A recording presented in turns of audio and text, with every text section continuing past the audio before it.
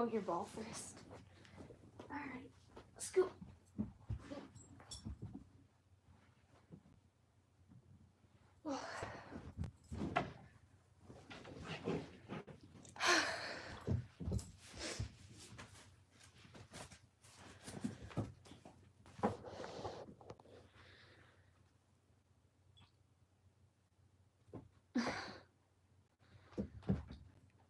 You're so cute. Come here. Come here, baby girl. Good girl. Why are you wet? I don't even want to know.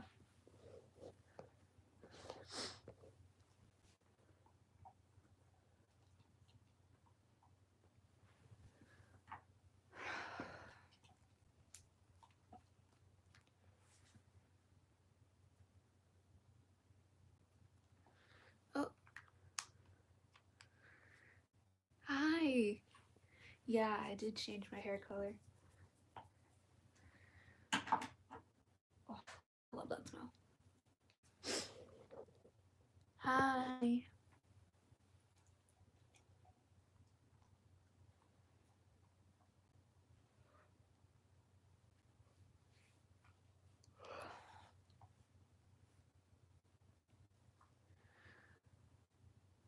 Hi.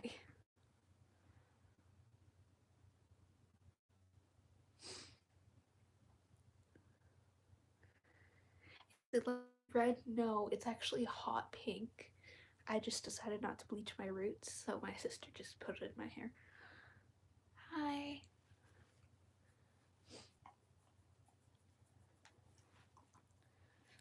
I'm gonna wait for a few more people to pop in because I know a lot of them are late to lives and like the story times.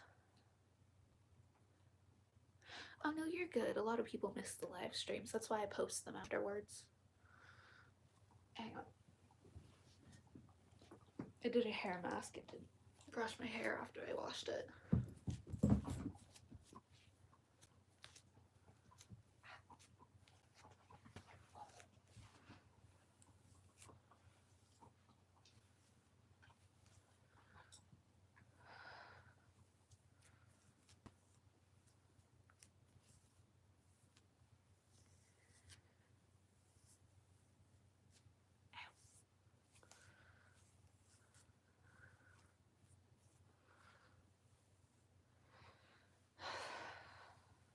Perks of having straight hair, it tangles every 15 seconds. I absolutely hate when it tangles.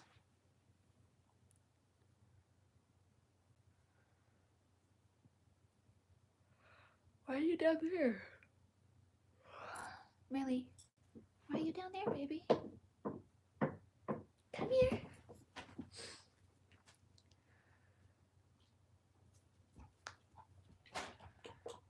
Come here. Good girl. Still don't know why you're wet, but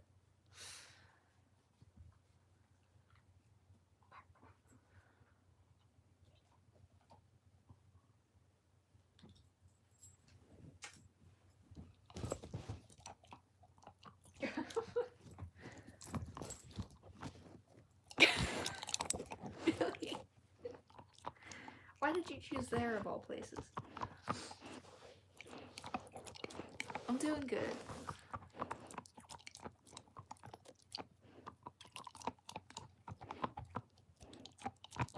Oh, thank you.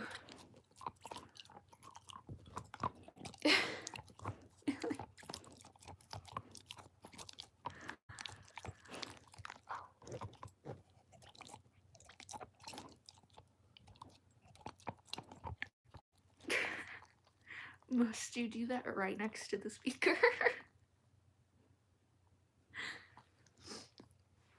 I love you. Hey, no chewing. Especially not on the phone. What is she doing? She's just chewing on her ball right next to the speaker, so I moved you guys. Oh, well, hi, Ben.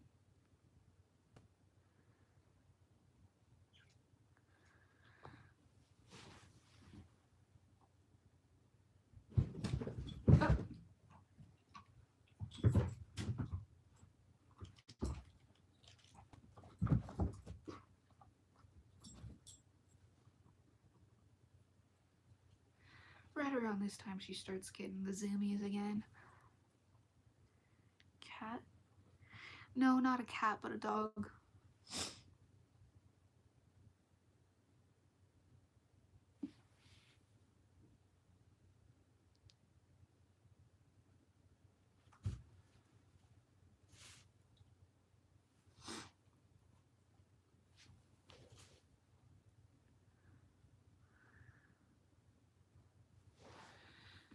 Okay, I'm gonna wait for a few more people to pop in.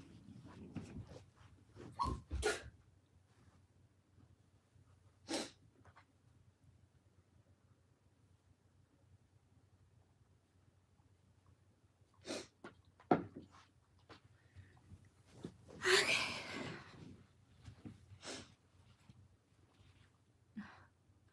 Spaz.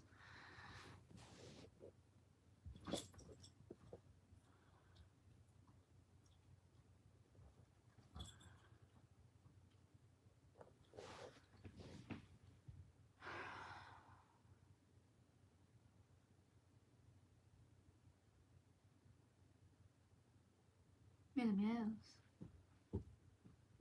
Come here. Come here.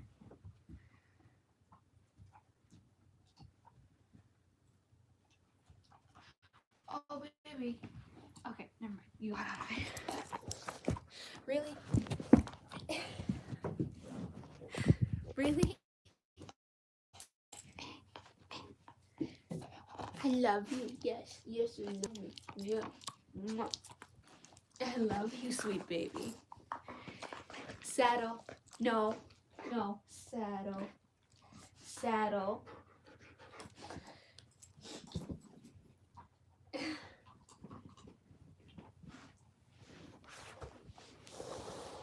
Okay, back on this side, I guess.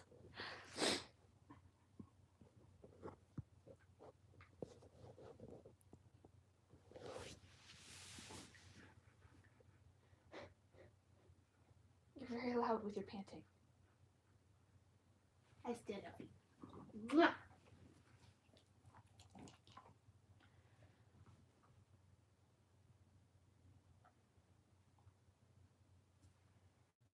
Pip. You're very loud. You're very loud. Okay.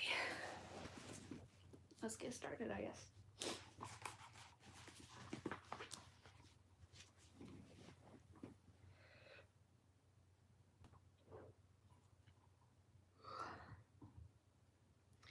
I think I my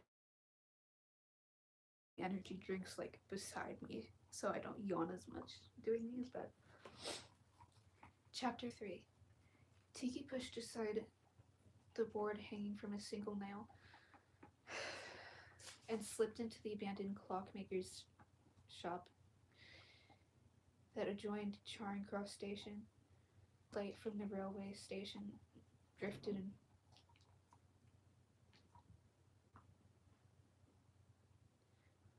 Drifted in through the three arched windows that lined the common wall between the station and the room they called home.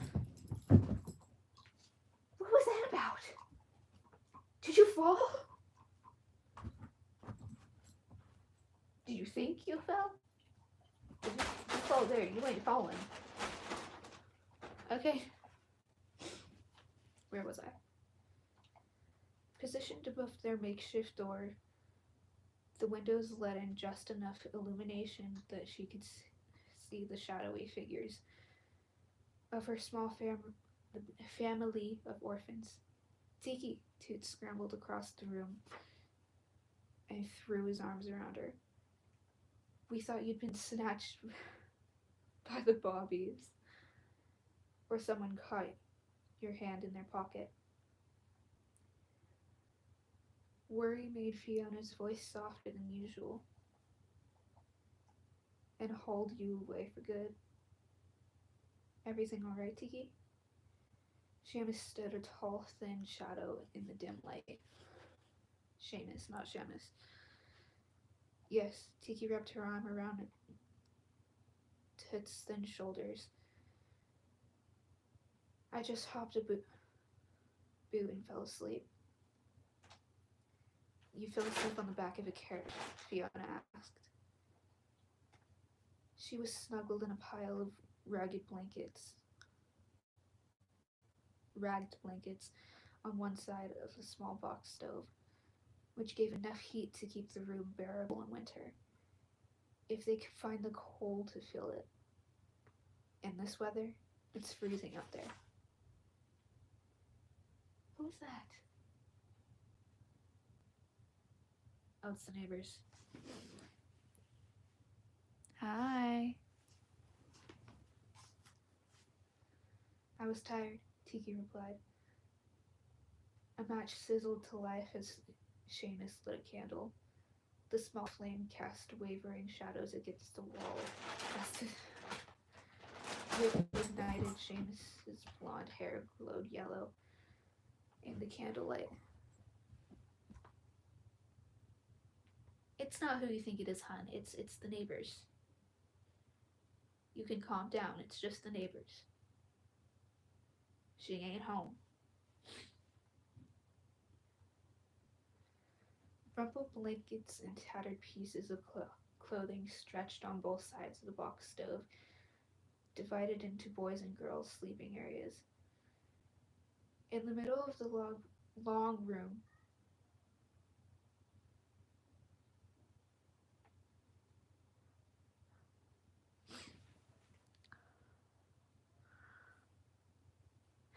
yeah, all the drawings on my wall are mine. And thank you.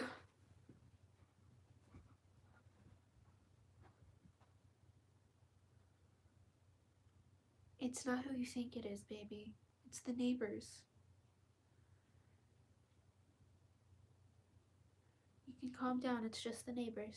Come here.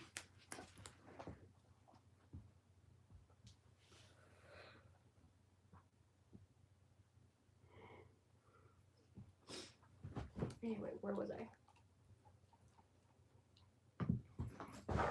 In the middle of the long room, an upturned crate with a plank of wood served as their table.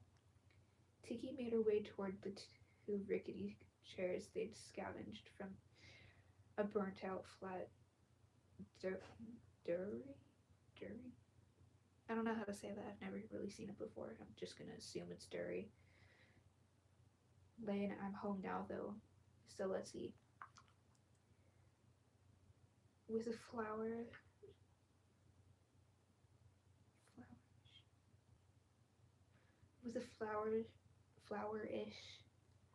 she pulled the loaf of bread and chunk of cheddar from her pockets and placed them on the wood surface. Cheddar, Tits cried. He skidded across the floor, nearly tripping in his hurry. Where do you get that, Teak? Oh, had a bit of luck on my way home. Hang on, I hear the cats. I will be right back.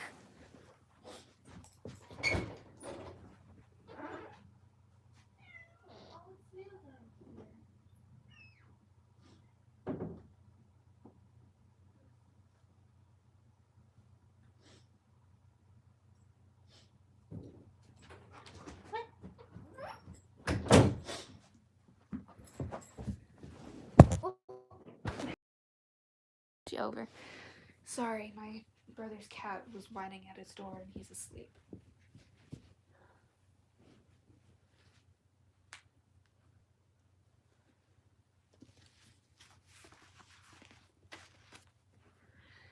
Okay. Where was I? I'm so hungry. Fiona pushed aside her covers and joined Fitz at the table. We didn't have any luck today. She tore a chunk of bread and shoved it into her mouth until her cheeks bulged.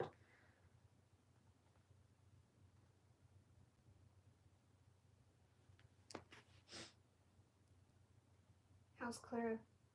Tikki asked. She freed her long, dark braid from her jacket and began to unweave the strands, anxious to massage the tension from the back of her head. As if in response to her question, a deep gurgling cough rose from a small lump next to where Fiona had huddled. The cough ended in a raspy sigh. Tikki turned toward the sound. She sounds worse. Eh, she been coughing a mite more. Seamus agreed. 6 months ago, Tikki had stumbled over a little girl curled up in a pile of trash on Craven Street outside Charing Cross. Tikki had taken her home and cared for her, but for weeks she wasn't sure the little girl would live. In the ensuing months, Tikki had worked hard to nurse Clara back to health. Not more than 4 years old, the frail child had continued to improve until 3 weeks ago, when the cough had started again. Tikki moved across the room, her eyes adjusting to the dim light. Deeply asleep, Clara clutched doggy close to her face. A pang of love pierced Tiki's heart with such fierceness that made her breath catch. She would need to find some medicine for Clara in the morning. She couldn't bear the thought of the little girl being so sick again. Gently, she pulled the blanket up over Clara's shoulders, resting the backs of her fingers along the little child's soft cheek for a moment. She felt warm enough.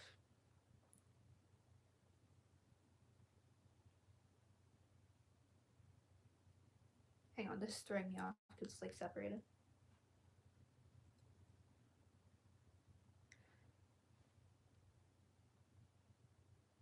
But the congestion. I don't know how to say this. I'm not gonna lie. Hi. Oh. I've never seen it spelt, but the congestion in her chest made her breathing labored. Tikki sank into one of the chairs as Seamus tore off a hunk of cheese and sat on the floor beside her, one arm wrapped around his knees. I was so hungry, Tit said between bites, that my stomach was knocking on my backbone, and the bobbies were as thick as flies on fish day. Even in the dim shadows, his red hair seemed bright, and his pale face was covered in freckles. He took a bite of the bread, chewing with his mouth open. That's why I thought they'd caught you. They were everywhere. And it was so bloody cold, Fiona said, that Seamus made me stay home with Clara.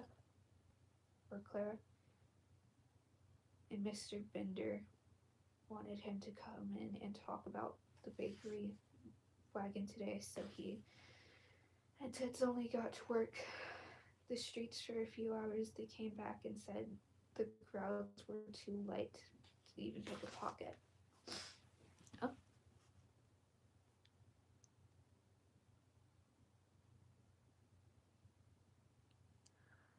Oh, you have a football game? Well, good luck.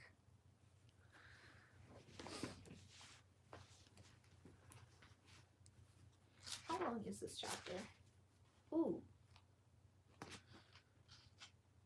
Cool. We can finish this chapter tonight.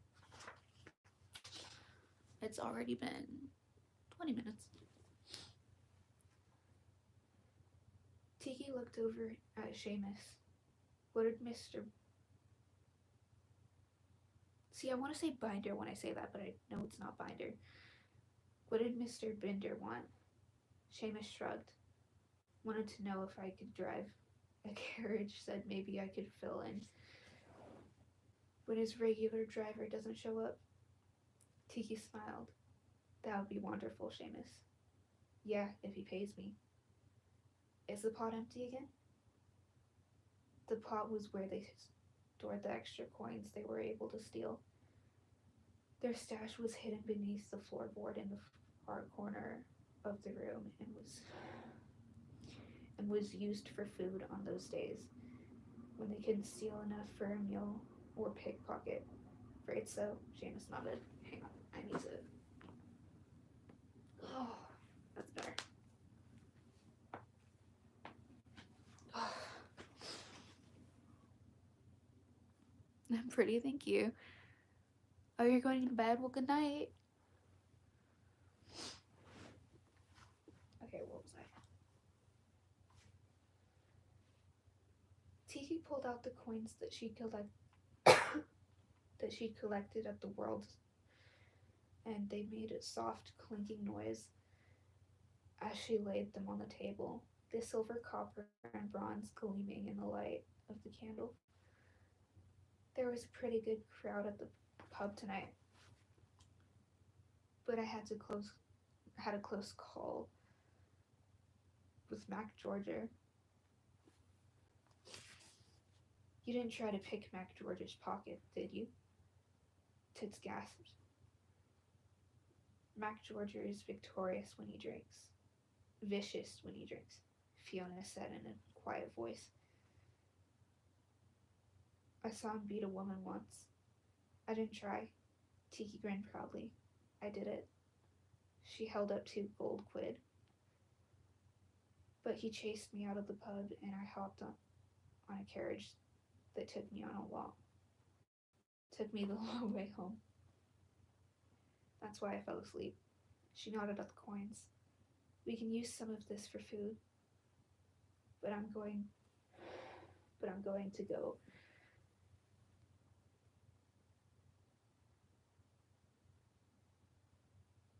Again, I've never seen this word, so excuse me if I say this wrong. But I'm going to go to the apothecary? I don't know how to say that. I'm not gonna lie.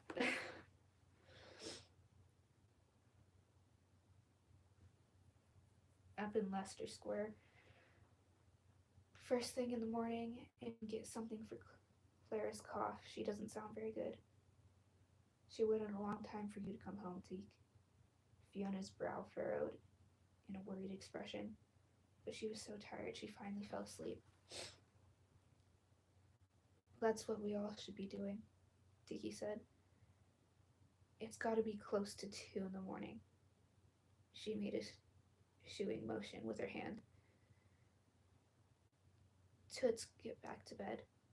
Toots scrambled across the hard floor to his pile of blankets on the opposite side of the stove from where Fiona had been huddled.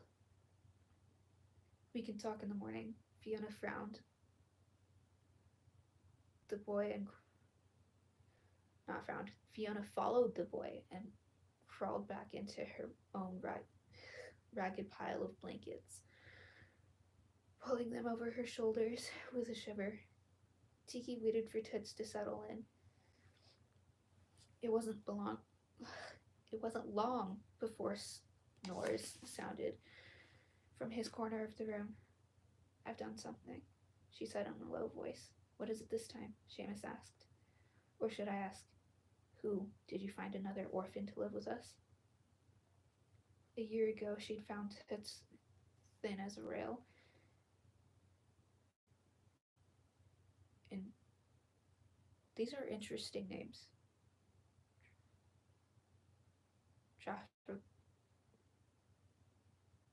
Trafalgar? I'm just going to say Trafar because I don't want to butcher that. Square, his mother had thrown him out of the house because she had too many other children to feed and care for, but even though he'd been starving, he'd offered to share half his apple with her. She brought him home to try and cross that day. And what if I did? Tikki said. I'm thankful every day that you and Fiona had it in your hearts to help me. After her parents' deaths, Tikki had been sent to live with her mother's sister, Aunt Trudy, and her aunt's banker husband. It had been only a matter of months before it became evident that to Tikki that the well-to-do Vanir to her uncle's possession hid a dark side. Her skin crawled with fear as she thought of him watching her each night and as he drank his whiskey. God damn, that got dark.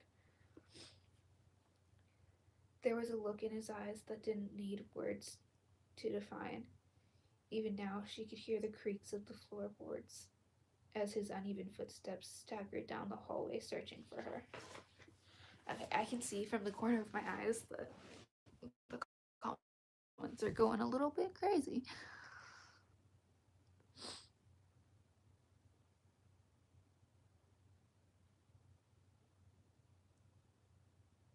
How am I? I'm okay.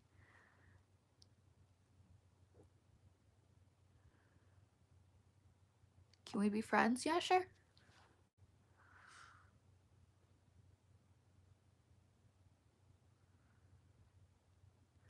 Could I speak a little bit louder?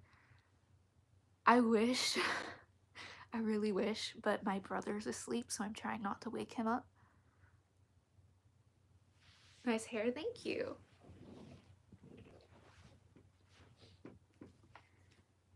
Okay.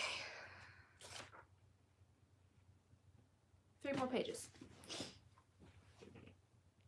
Oh, I already read that.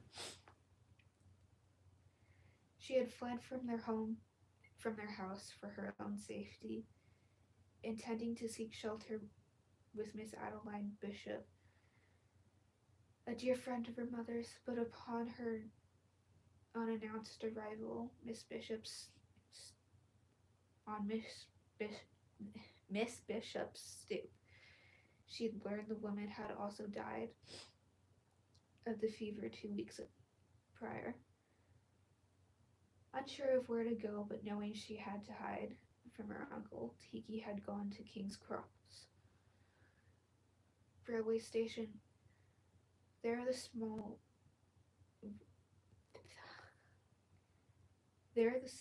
valise she had taken with her from her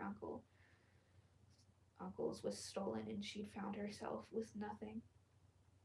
Then she'd met Fiona, who took Tikki to meet her cousin Seamus and showed her the hidden little room they shared in Charing Cross. They'd lived together ever since. But it's not who this time. Tikki lowered her voice. I took something. Oh? Seamus perked up. Something good? Tikki nodded as Seamus through the dim light. Yes, it's something completely brilliant if I don't get caught. She hesitated, then added, this could be our way out of Charing Cross, Seamus, and to a real home. He tilted his head at her, and Tikki could make out the frown on his face. Blimey, Zeke, what did you do? Steal the crown jewels? His teeth flashed as he grinned at his own joke. Next best thing, Tikki whispered. A thrill of excitement shot through her as she waited for his reaction. Belongs to Queen Vic herself. Seamus's brow drew down in a surprised frown. Go on. There was a rustle of cloth as Fiona wrapped a blanket around her shoulders and crept closer. I couldn't sleep, she whispered. She turned big eyes. She turned big eyes up to Tikki. What did you steal, Tikki? Tikki recounted her tale of hitching a ride on the boot and waking up in an unknown mansion. At an unknown mansion. I didn't realize it at the time, she whispered. But the blokes in the room with me were Prince Arthur and Prince Leo. And for a minute, the Queen herself was there. Tikki giggled, and her voice danced with excitement. Now that she was out of danger, the story sounded fantastical even to her ears. So you took the ring? Seamus asked as he spoke with a mixture of disbelief and awe. And nobody saw you? Nobody knew you were there? Well, a few maids and a little boy saw me snitch the bread. But nobody saw me take the ring. She grinned at him. I was like a bloody ghost. We ate the queen's bread, Fiona breathed. And what do you do with the ring? Seamus said. Hid it. That way we'll be safe until we can figure out a way to sell the ring. She looked over through the flickering candlelight. That if we can sell it without getting caught. I've heard Riker talk of a bloke over in Cheapside who buys things, Seamus said. Tikki grabbed his arms. No, not Riker. Why not? Fiona asked. He's practically a legend. I heard he knows everyone. She gave Tikki a lopsided grin. And he's handsome. I don't know. There's just something. Tikki hesitated. He's a bit dodgy. He's been around too much lately. He was even up at the World's End tonight. It's like he's following me. Her voice wavered with concern. I'm afraid he wants part of our territory. The Queen's ring, Seamus repeated, with a dreamy air. How much do you suppose the thing's worth? I don't know, Tikki replied. Maybe 100 quid. Enough to rent a nice flat over in Kent and put some food on in the cupboards anyway. She nudged Seamus with her elbow and grinned. We could pretend to be brothers and sisters. I could be a governess and V can be a seamstress. Tits can go to school and you could work for Mr. Binder. These names throw me off. We'll be a family, just like we've always planned. Tikki gazed around the familiar room as her words seemed to echo in her ears. They talked about leaving Charing Cross before, never really believing it could happen, but why couldn't their dreams come true? She'd stolen something that would let them escape their daily struggle to survive. Now all she needed to do was sell the ring. And that is the end of chapter 3.